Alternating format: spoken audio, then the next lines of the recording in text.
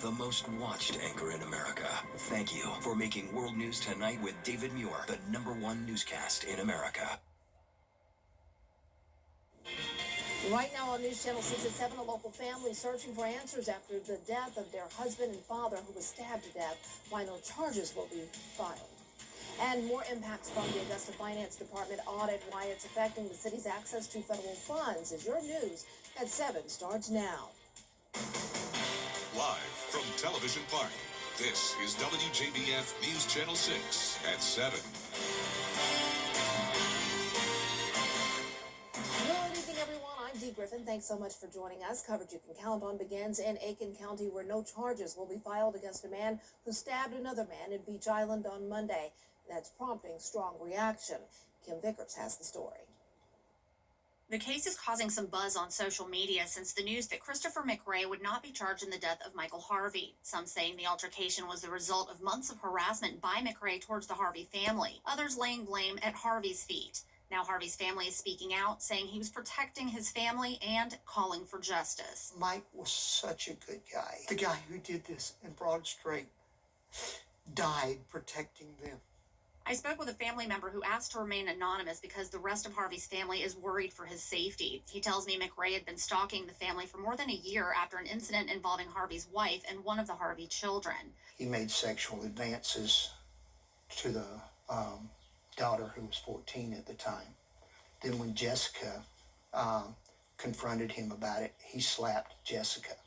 The Aiken County Sheriff's Office confirms that McRae was reported for following the teen and catcalling her. He was arrested, charged, and convicted for assaulting her mother. The Sheriff's Office tells me that 5 incident reports were filed since September 2024. It seemed to be an ongoing, history of stuff going on between both sides. Harvey's family member believes McRae always intended to do harm and purposely provoked Harvey. They believe that previous incidents were not taken into consideration when the decision to not file charges was made. I asked the Sheriff's Office to explain. The previous reports, yes, they were looked at to see if they can try to determine, why this may have happened, what is the history between these two. But the facts and elements of the case Monday is what they have to take into consideration to determine if this is a self-defense or if this was a murder. I talked to one of McRae's family members who couldn't speak on camera but says, quote, "I know of him pulling knives on folks over a dozen times. Lord only knows how many other times it's happened." Major Griffin tells me that what happened was tragic, but people can't take matters into their own hands. Harvey's family says they are afraid for their safety and that McRae could target someone else. In Beach Island, Kim Vickers, WJBF News Channel 6. Well, it's time now for a first look at our weather, and here's meteorologist Miller Hyatt. Miller. Dee, we definitely had a stormy start to the day here. We had a nasty line of showers and storms rolling on through that brought some wind damage. In fact, up to 65 miles per hour was the wind gust in Aiken with a downburst reported. Then we had some siding reported off a house near Fort Gordon. So right now, things are nice and quiet. Thankfully, those storms have left the region, and now we're just beautiful right now here across the CSRA. Just plenty of sunshine, nothing really to worry about right now. The bigger threat is going to be the cold temperatures tonight. We could see some patchy frost. We're already down to the 50s and 60s. Temperature-wise, we're about 25 degrees colder than last night. Dew points have dropped like a rock down to 25, so we have some bone dry air thanks to this north wind here gusting up to around 20 miles an hour. So we still do have some wind alerts, but those are going to be canceled at 8 o'clock. And tomorrow, much colder and more storms for the weekend. Details coming up. Dee. All right, thanks so much. More fallout from the problem at Augusta's Housing and Development Office. Not only are almost $7 million unaccounted for, the office, also the department's financial mismanagement is getting in the way of state grant money. George Escala has the story. Auditors calling it financial mismanagement at Augusta's Housing and Development Office, after finding nearly $7 million unaccounted for. Disappointed, upset. I think now is time for us to kind of uncover where those dollars were spent because we owe the accountability to the taxpayers. Housing and Development is burdening Augusta taxpayers. Last year, the department's misspending of federal rental assistance funds cost Augusta more than $8 million in reimbursement and penalties.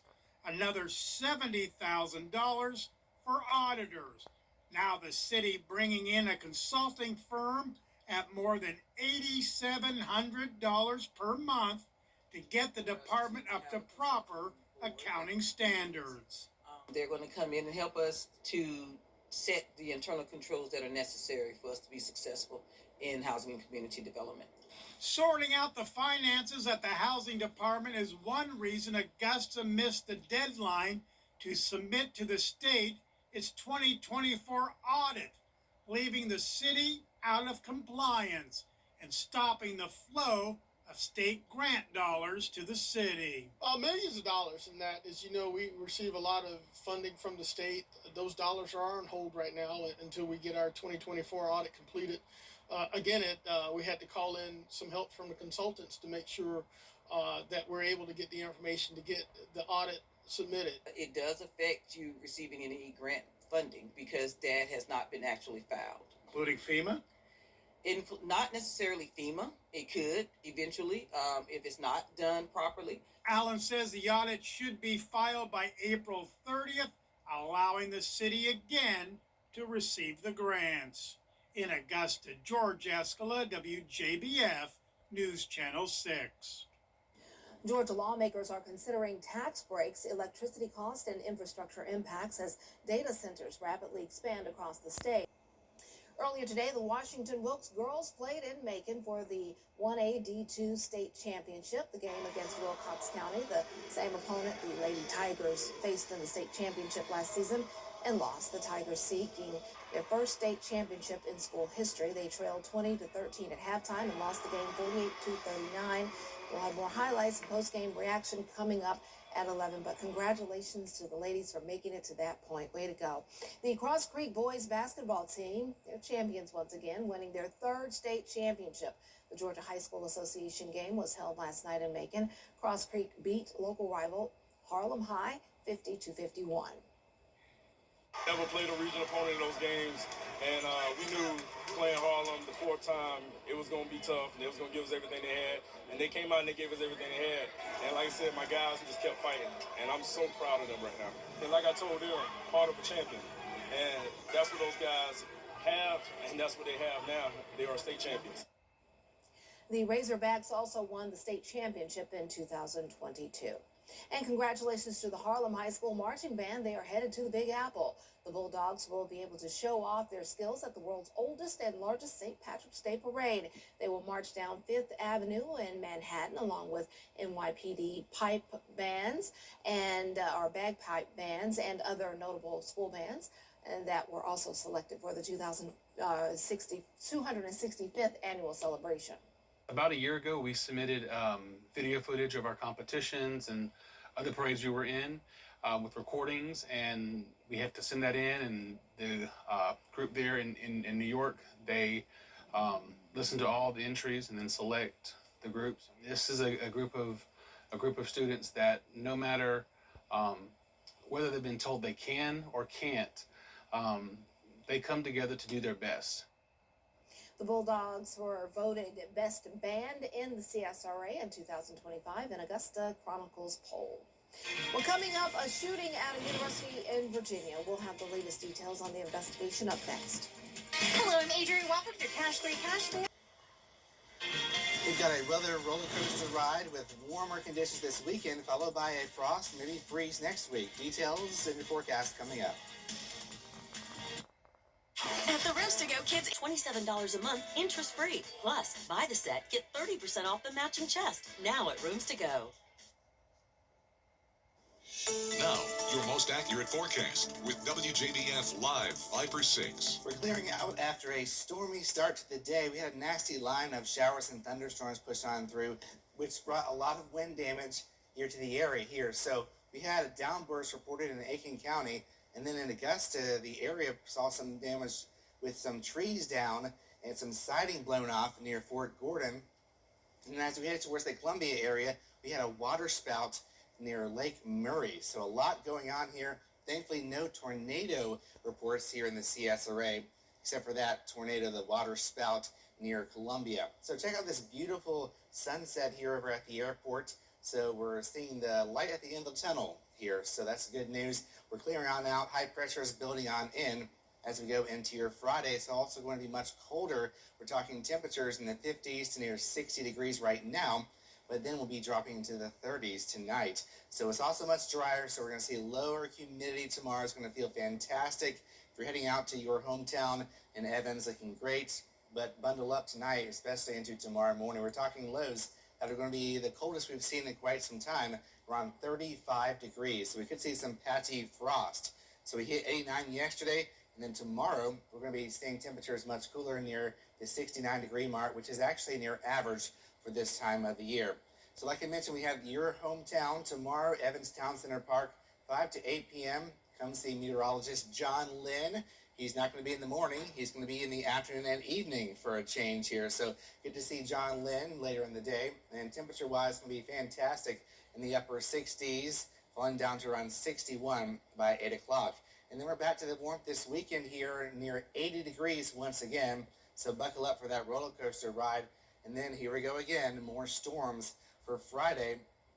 As we go towards Monday, we could be seeing some severe weather once again, unfortunately. I'll show you that in the Futurecast. High pressure is in control right now, but as we go into tomorrow evening, you'll notice we're on the backside of the high, so we have a more southerly flow of a wind here. That's going to pump in that warmer air and more clouds pushing into the day on your Saturday, but we're keeping it dry until we get towards Sunday. Notice here we'll see these clouds, some spotty showers early in the day, and the storms start to fire up around 4 o'clock Sunday. Maybe some gusty winds, but the severe threat is going to be Monday morning as we have this cold front approaching. That's going to be the forcing mechanism for these storms. Damaging winds is looking like the biggest threat here, but we'll be fine-tuning the forecast. Already a 15% chance of seeing a damaging wind in your location. So looking at our rain chances increasing, 50 on Sunday, then 60% on Monday.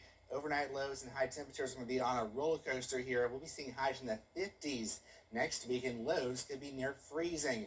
So it's definitely going to be a tale of two seasons here as we go on forward. So if you like the colder air, you're in luck. And speaking of luck, we have St. Patty's Day on Tuesday, and it's going to be cold. Lows in the 30s, highs in the 50s. So bundle up. So I'm sure we'll be seeing that pot of gold somewhere. Oh, yeah, it'll be coming somewhere. Thanks so much. Well, despite the rain for some of us today, drought conditions persist across South Carolina. The dry and windy conditions come as we enter the height of wildfire season. Yesterday, a controlled burn near Charleston spread out of control, burning more than 900 acres. The South Carolina Forestry Commission is urging everyone to take the threat seriously, avoid unnecessary burning, pay attention to burn bans and advisories, and if you do burn, make sure you know how to do so safely. You have to have a fire break around the fire when you do that burn, and some way to put it out in case it escapes. You know, a rake or a water hose or something, maybe even a tractor if it's a big pile. And then you need to stay with the fire until it's safe. If you live in an unincorporated area, you should contact the South Carolina Forestry Commission before burning to make sure conditions are safe. Well, coming up, lawmakers stepping down. We'll take a look at the steady stream of resignations and retirements on Capitol Hill after this break. Our bath fitter team preps your space with care, installs your seamless one-piece wall system in as little as 1 day. One-piece wall, easy to clean, backed by our true lifetime warranty. Join the bath fitter family today and take advantage of our limited time offer. When a bank gets a new customer, they will email you just a bunch of links and say good luck, and that's just not us. A community banker sees this as a start of a new relationship. So we will come out to your office with a group of business specialists. We train your staff to use all the tools designed to boost financial performance. The bottom line is a community banker is in the trenches with your business every step of the way. I'm Lauren Mansfield, and I would love to be your first community banker. Some people hear the name good. Now you. The oral care company High Smile posted online saying a customer said they needed more sweet flavors, so they partnered with Reese's to make a sugar-free toothpaste that tastes like the peanut butter cups. Last year, the toothpaste brand went viral for its KFC fried chicken toothpaste. Sadly, if you want to try the Reese's flavor, it's only available in Australia and New Zealand. But if you want to try another chocolate flavored toothpaste, High Smile has Wonka chocolate flavor. Oh boy. Yeah, I'm a big fan of the Reese's, so Yeah. I might have to try that. But not in my toothpaste, though. Yeah, no. Maybe some mint or something like that. Yeah, that would be good, like some peppermint patty or Oh, something. I love yeah, that. yeah. Peppermint patty. That would be better, probably. Oh, yes. That'll really make me crave it. Yeah. Speaking of smile, you'll smile about the forecast tomorrow. Dee here, we're talking about sunny skies, but it will be cold in the morning, 35. Storms rise Sunday and Monday. St. Patty's Day looks much colder in the 50s. Maybe some frost again or a freeze Tuesday morning. All right, well, that's our time for now. Thanks so much for joining us. Our next news is at 11. Entertainment Tonight is next. Have a great but safe evening.